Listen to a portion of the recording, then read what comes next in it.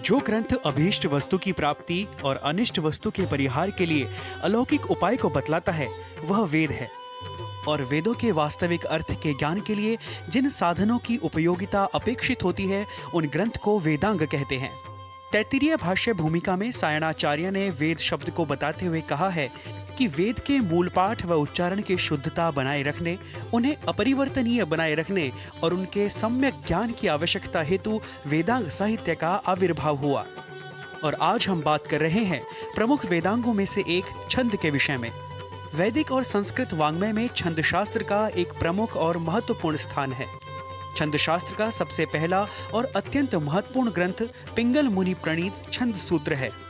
अग्नि पुराण में पिंगल पद्धति पर आधारित छंद शास्त्र का पूर्ण विवरण भी प्राप्त होता है।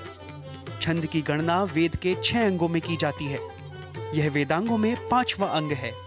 छंद शास्त्र को वेद का चरण कहा गया है। छंदा पादौ तु वेदस्य। जिस प्रकार चरण विहीन व्यक्ति चल फिर नहीं सकता, उसी प्रकार छंद के बिना वेद या कोई भी काव्य शास्त्र गतिशील नहीं हो सकता। देवास्तानि तानि देवा देवास्तानि तानि धर्माणि धर्माणि तानि तानि धर्माणि धर्माणि। वेद मंत्रों के उच्चारण के लिए छंद ज्ञान की आवश्यकता होती है। इसके अभाव में मंत्रों का सम्यक उच्चारण संभव नहीं है। आचार्य कात्यायन कहते हैं कि बिना छंद, ऋषि एवं देवता के ज्ञान के द्वारा मंत्रों का अध्ययन अध्यापन निष्फल होता है। कात्यायन मुनि ने छंद शब्द की व्याख्या करते हुए ऋक् सर्वानुक्रमणि के आरंभ में लिखा है, यदक्षर परिमाणम तच्छंदः, अर्थात जो अक्षर का परिमाण है वह छंद है।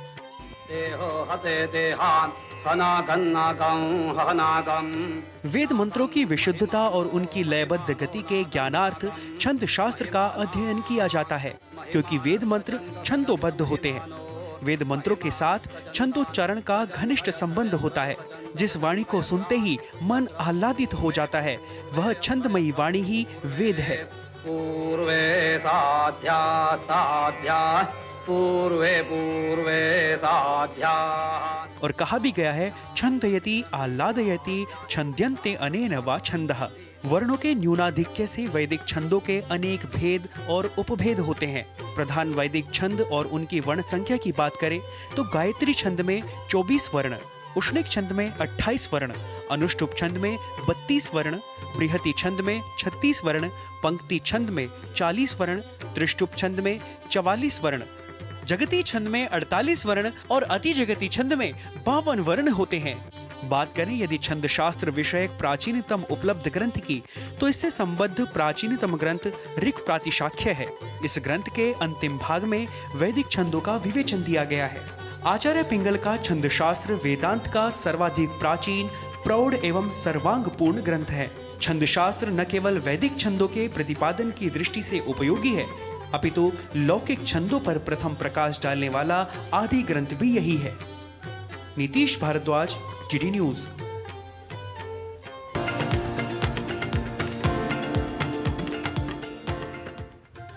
मित्रों, पोषण हमारे दैनिक